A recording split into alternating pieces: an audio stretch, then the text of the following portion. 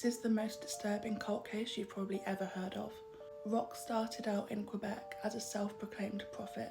He had a fascination with the end of the world and claimed to be getting messages directly from God. In the late 1970s, he broke away from the church, claiming that Christianity was corrupt. He gathered a small group of followers and convinced them to live with him in isolation. They moved to a rural area in Ontario, and that's where the nightmare began. The group built a commune by hand, which is where the name the Anthill Kids came from, because Roch said the workers were working like ants. But it wasn't a utopia. This was a place of increasing paranoia, abuse and control. Roch controlled what people ate, what they believed, who they could talk to, even if members were allowed to get married and have children.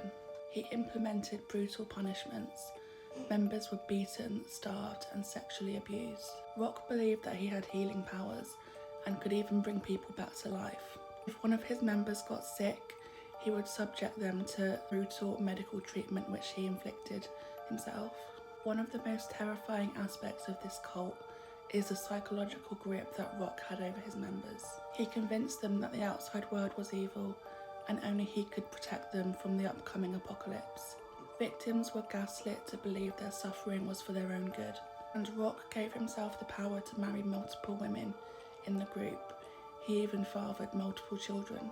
The final straw came in 1989 when a woman named Solange Boillard died after one of his inflicted surgeries. He attempted to resurrect her in a bizarre ritual, which I'm not even going to talk about on here because 100% I'll get banned, but you can look that up.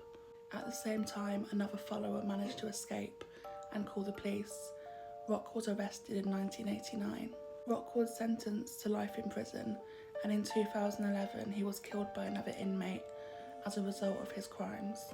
As you can imagine, the survivors of the Anthill cult were left with deep trauma and struggled to rebuild their lives, especially the children who were born into the cult and had never known anything else.